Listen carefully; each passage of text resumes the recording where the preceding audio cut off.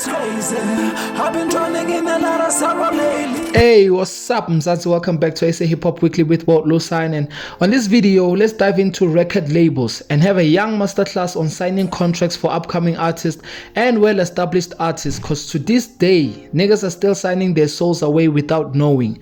So before we get into the video, please like and subscribe for more content like this. Alright, without further ado, over the past 6 years, how many artists have left a label or complained about their labels, huh? Quite a number, right? So let's check out 5 red flags to look at before you sign a contract. This was compiled by BeatStars, so shout out to them. I'm just diving deeper into it. So without further ado, let's get it. Alright, red flag number 1. You have the same lawyer as the person signing you. Who do you think the best interest is considered? Look, man, before you sign anything, you have to get a lawyer to actually go through those lines, because I know ain't no damn rapper or artist going through 30 pages of a contract. Plus, they construct these contracts in a way that you as an artist go through the first 2 pages and be like, damn, I can't understand the damn thing here. Screw it, let me just sign. And that's where they get you. But as much as artists are getting smart, labels are getting smarter in terms of fooling artists. Because an artist will try be like, before I sign, I need a lawyer. And that's where the label jumps in and be like, don't worry, we got one for you. And don't worry about the lawyer fees, we got you covered.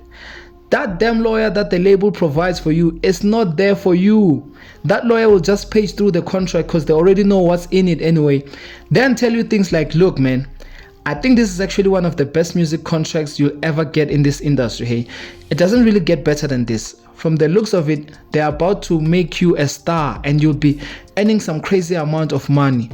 Hit you with a number you ain't never received in your bank account before. That lawyer will tell you it's a good deal and you'll sign, because in your mind, you're thinking a certified lawyer told you it's a good deal, and plus you're broke and you want that superstardom.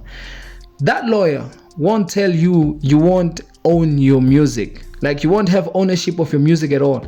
That lawyer won't tell you the label will actually be controlling everything from your bookings, your music, when to release, who to feature, how much money you'll actually be paid. Even though you did 6 gigs a night, the endorsement will be handled by the label. The lawyer won't tell you are signing a 360 deal, because that lawyer is paid by the label not to tell you these things.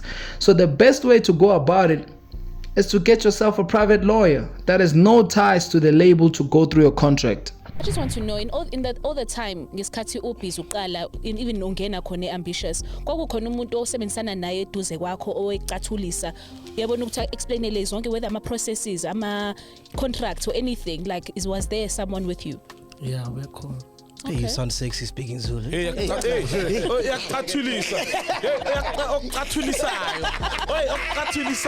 like that.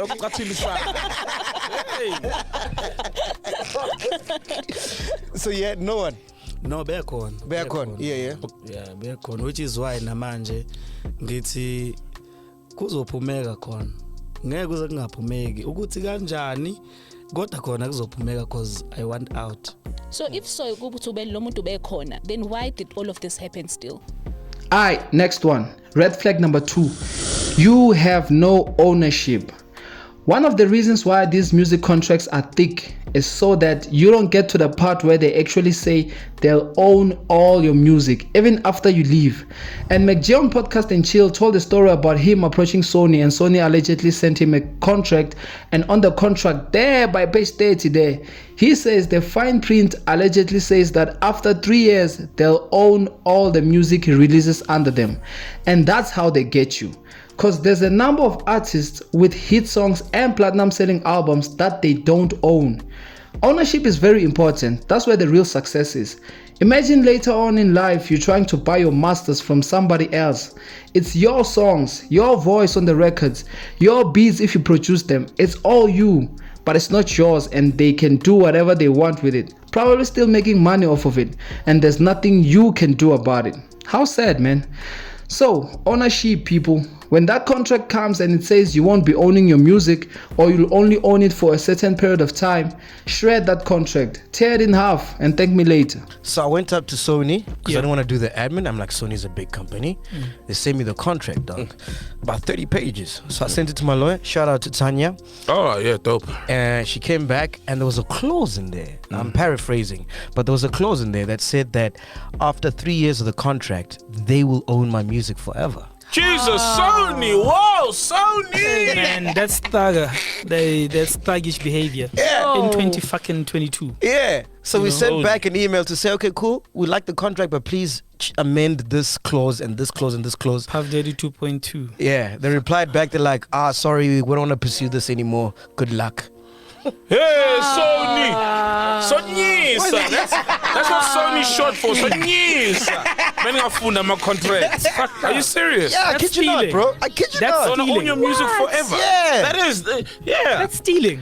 Red flag number 3, giving up all your rights in one deal. And that means you are giving up your masters, publishing, merchandise, touring. In layman's terms, this is basically a 360 deal, a slave deal where they put you at the top and when you're popping, they buy you a house, buy you a Mercedes, but at the end of the day, nothing is really in your name. And the only time some of y'all notice this is when you're no longer the number one artist and they don't want to renew the contract, or you feel like you want to leave and they let you go and take back their stuff. That's when you realize, crap, I actually don't own anything. They own everything, even my music, even the endorsement deals that I did. You thought all of it was in your name because the label told you, this is all yours, Ntwana. You're the king. Don't worry about paperwork. We got that handled. You don't even have to lift a finger.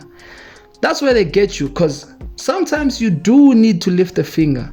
Putting all of your trust in some of these record labels has proven time and time again that it's not enough. And I know you're an artist, you just want to focus on the art and let someone handle the business side of it. But trust me, you'll be doing yourself a huge favor if you track the business side of it as well. And that leads us to red flag number 4. Your business partner does not want to share their track record. Now, before you even sign, one of your terms should be the record label must share or keep you up to date with how your music is really doing. How much are they spending and how much your music is really making. If they are in control of your bookings, that should be communicated with you as well on how much is spent on traveling and all that, and how much is due to you. Because one thing I've noticed about record labels in South Africa is that they are not big on actually giving advances.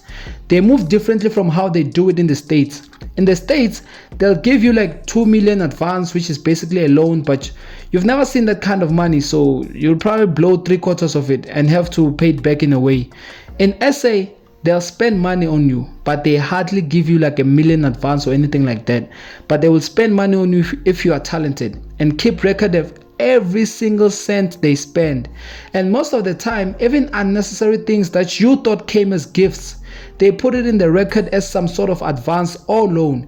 So when artists go like, the label owes me money, that's when they go like, nah, actually you owe us money and we got receipts. And you're like, but these iPhones, cars and house came as gifts. And they're like, who said they were gifts? The receipts don't say they were gifts. So track every cent that's spent on you, every cent that you spend, every gift that you get from the label. Check if it's not recorded as a loan to you. And if a label from the jump says they won't be able to share those kind of records with you, that's a red flag, and screw that label. Baleka. Alright, last red flag. Red flag number 5. If the deal is longer than 2 years or 2 projects.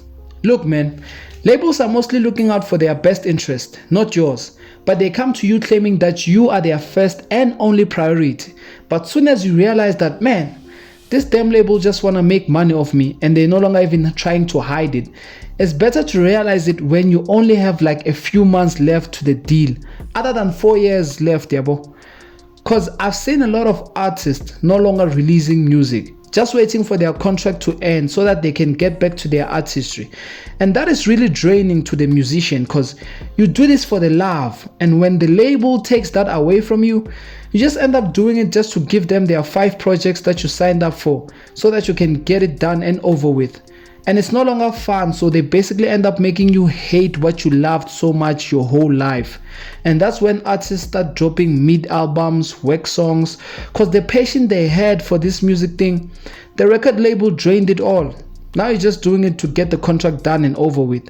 Some even stop making music, waiting for those 4 to 5 years to finish so they can get out of the contract. So at least if you sign for 2 years, might be a lot, but it's not worse than 3, 4 or 5 years. If you sign for 2 projects, at least you won't have to give us a work third album, because by the third one you'll be free, yabo. So be smart about it and don't sign a contract that's longer than 2 years. 3 years max. So contract yago no ambitious. What contract did you have from the beginning? The contract my albums. Oh, so they signed you to do how many albums? I'm album of 6. 6. Damn it. That's a lifetime contract. Yeah. So yeah, in conclusion, the truth is not all record labels are shady and not all music contracts are bad contracts. You just need to fully know what exactly are you signing up for, and in order to do that, just get a lawyer, your own lawyer. And if you can't afford one, find other alternatives or just do it on your own, independent. You'll be in control of everything. You'll own your music. Just never sign a deal if it has any of these red flags. If you enjoyed this video, please like and subscribe. Tell me your thoughts on record labels in the comments below. Subscribe for more content. This has been SA Hip Hop Weekly with Walt Lucine. I'm out. Peace. I've been drowning in a lot of sorrow lately. Yeah, my mind is racing. I feel like every damn person is against me. But I bet you can't relate. You popping bottles, hey. You say it to my face, and then you don't kill the pain. You hide behind the fame, act like a smiling fake. You wish that you were late, cause this life don't ever change. My life is crazy. I've been drowning in a lot of sorrow lately.